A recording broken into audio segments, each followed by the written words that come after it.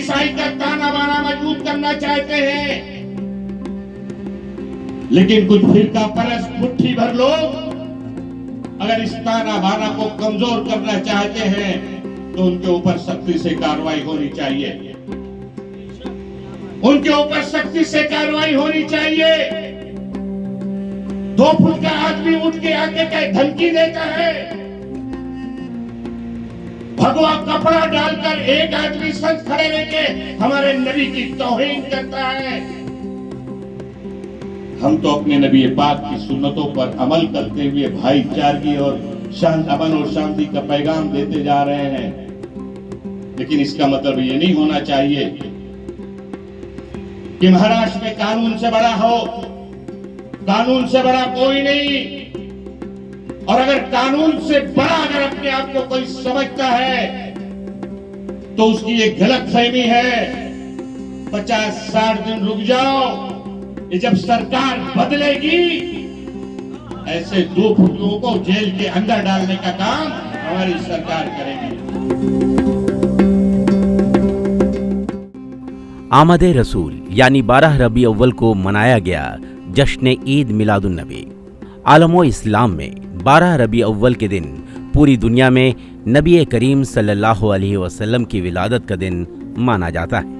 इस खास दिन में सारी दुनिया के मुसलमान अपने नबी की मोहब्बत में दुनिया को अमन व इखलाक का पैगाम देते हैं। 16 सितंबर को देश भर में ईद मिलादुन नबी मनाई गई, लेकिन जश्न 18 सितंबर को मनाया गया। देश में गणेश चतुर्थी 17 सितंबर को थी। इस वजह से मुस्लिम उलेमाओं ने तय किया कि हम ईद 18 तारीख को मनाएंगे। दोनों त्यौहार लोग अपने धर्म के अनुसार अच्छे से मना सके और आपसी सहयोग से भाईचारा बरकरार रहे। इसी तर्ज पर मुंबई में जगह जगह ईद मिलाद मनाई गई।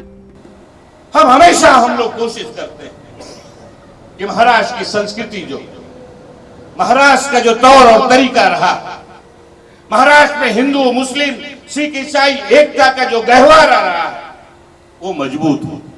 तभी तो हम लोगों ने फैसला किया कि हमारे हमवतन भाइयों का त्योहार गणेश उत्सव था, परसों था, कल विसर्जन था, ईद मिलाद चांद के मुताबिक 16 तारीख को था, लेकिन हमने फैसला किया कि हम दीनी तकरीबात 16 तारीख को चांद के मुताबिक करेंगे, लेकिन जलसे और जुलूस का एहतमाम हम गणेश विसर्जन के बाद करेंगे, ताकि हमारे हिंदू भाइयों का त्योहार खुशी खुशी वो मनाए और मुस्लिम भाई भी अपने ईद मिलाद का जुलूस खुशी खुशी निकाल सके। हमारा तो ये तौर तरीका है। हर साल की तरह इस साल भी पूरी मुंबई में जुलूस निकाला गया। वहीं पर कांग्रेस वर्किंग कमेटी के मेंबर और एक्स मिनिस्टर मोहम्मद आरिफ नसीम खान जी ने भी अपने वही अंदाज में मुंबई के चिराग नगर से जुलूस का आगाज किया, जहां सभी उलेमाओं और अकीदतमंदों के साथ कांग्रेस के नेता शामिल रहे। कांग्रेस के नेता भी शामिल रहे, जिसमें खासदार सांसद संजय दीना पाटिल जी और कई नामी गिरामी हस्तियां इस जुलूस में मौजूद रहीं। इस सरकार के राज में कानून व्यवस्था बिल्कुल खराब है, कोई कुछ भी बोल रहा है। क्या कहा नसीम खान जी ने आज की राजनीति और आज के हालात पर, देखिए जाफर उस्मान शेख के साथ। ईद मिलादुन नबी 16 तारीख को था, लेकिन हमारे हिंदू भाइयों का गणेश विसर्जन का त्यौहार 17 तारीख यानी कि कल होने की वजह से हम लोगों ने अमन और शांति और भाईचारगी को मजबूत करने के लिए ये फैसला लिया था कि पूरे महाराष्ट्र में ईद मिलादुन नबी का जुलूस 18 तारीख को हम निकालेंगे, और आज ये जुलूस हम लोग निकाल रहे हैं। उन सब की जिम्मेदारी, सरकार की जिम्मेदारी है ऐसे लोगों पर कानूनी कार्रवाई करना चाहिए। कानून से बड़ा कोई नहीं है, चाहे फिर वो कोई मौलाना हो, मौलवी हो, महंत हो या कोई नेता हो, सभी को कानून बराबर का कार्रवाई करनी चाहिए। ये हम सबकी मांग है। यही एक तरीका है, ये सबसे बड़ा तरीका है कि हम सभी लोग, चाहे हिंदू समाज हो या मुस्लिम समाज हो, एक दूसरे की भावनाओं का, एक दूसरे की जज्बात की उसकी कदर करनी चाहिए। इसी से हिंदू मुस्लिम सिख ईसाई, जिसे हम अपने देश में गंगा जमुनी तहजीब कहते हैं, वो मजबूत होगी।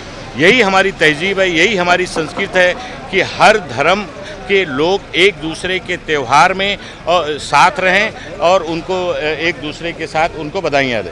बहुत सारे नेता भी बीच बीच में ज्वाइन होंगे, नाना पटोले आ रहे हैं, संजय राउत आ रहे हैं, बहुत सारे लोग कांग्रेस, अलग अलग पार्टियों के, संजय पाटिल, सारे लोग शामिल होंगे।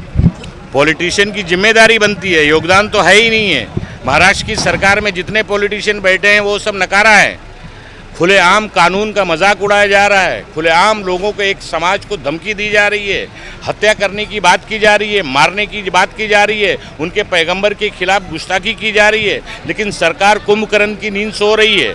ठीक है, ये सरकार सोने दीजिए, 60 दिन के बाद जब जागेंगे, ये बाहर जाएगी ये सरकार, उसके बाद ऐसे लोगों पर कानूनन कार्रवाई करने का काम हम लोग जरूर करवाएंगे। भारतीय जनता पार्टी पिछले कई सालों से, 2 दशक से गांधी नेहरू परिवार को इसी तरह से झूठ बोल, भारतीय जनता पार्टी की जो नीति है कि जोर से बोलो, बार बार बोलो, झूठ बोलो, उसी नीति के तहत ये राहुल गांधी जी के खिलाफ उन्होंने ये बकवास शुरू किया है, झूठ परोसने का काम इन्होंने शुरू किया है। जबकि राहुल गांधी ने ये कहा ही नहीं। राहुल गांधी तो देश के पहले ऐसे नेता हैं जिन्होंने शुरू से कहा है कि इस देश में जाति न्याय जनगणना होनी चाहिए, ताकि जो जो समाज पिछड़ा है उस समाज को आरक्षण दिया जा सके। राहुल गांधी जी ने ही ये मांग की है कि 50% की जो अट है, कंडीशन है, उसको रिलैक्स करना चाहिए और जितनी भी देश के अंदर जातियां पीछे हैं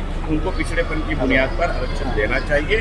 और वो सरकार करने को तैयार नहीं है। सरकार झूठ परोसना चाहती है, झूठा प्रोपगंडा करके, क्योंकि राहुल गांधी से भारतीय जनता पार्टी डरी हुई है, इसीलिए उनके बारे में झूठ फैलाने का काम कर रही है। जिस तरह से महाराष्ट्र में भारतीय जनता पार्टी के नेता राहुल गांधी के खिलाफ बोल रहे हैं, मेरी मांग है कि उनके ऊपर कानूनन कार्रवाई होनी चाहिए, उनके ऊपर कठोर कार्रवाई होनी चाहिए, कि हमारी सबकी मांग है। सर आप बोलो, जोर से बोलो, बार बार बोलो, खोटे बोला, रेटून बोला, ही जी सवय महाराष्ट्रामध्ये भारतीय जनता पार्टी आणि देशामध्ये भारतीय जनता पार्टीची सवय लागलेली आहे, त्याचा एक पाठ म्हणून आहे, भाग म्हणून आहे, अशा लोकांवर या नियमबाह्य भाष्य करत असतील कोणीही असो, त्याच्यावर कठोर कारवाई करण्याची गरज आहे। आणि आमची मागणी आहे की अशा प्रकारची भाषा करणारे लोकांवर कायद्याप्रमाणे कठोर कारवाई झाली पाहिजे। म्हणजे वन नेशन वन इलेक्शनचा निर्णय जो आहे तो कॅबिनेटने पास केलेला आहे, कसं वाटतं निर्णय?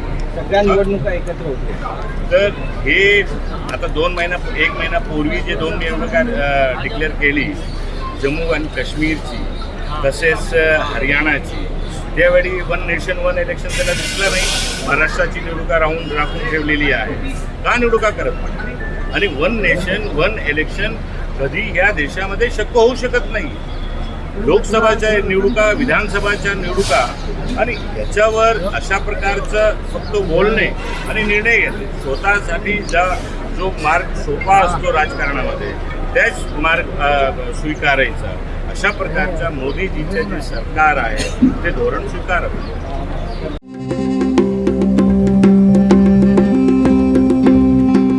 कि हम हिंदू मुस्लिम सिख ईसाई का ताना बाना मजबूत करना चाहते हैं, लेकिन कुछ फिरका परस्त मुट्ठी भर लोग अगर इस ताना बाना को कमजोर करना चाहते हैं तो उनके ऊपर सख्ती से कार्रवाई होनी चाहिए, उनके ऊपर सख्ती से कार्रवाई होनी चाहिए। 2 फुट का आदमी उठ के आके का धमकी देता है,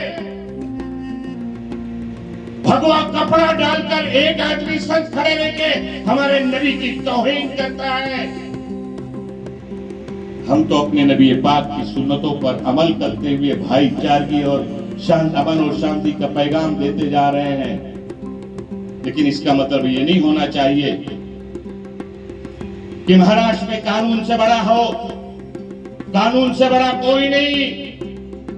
और अगर कानून से बड़ा अगर अपने आप को कोई समझता है तो उसकी एक गलतफहमी है।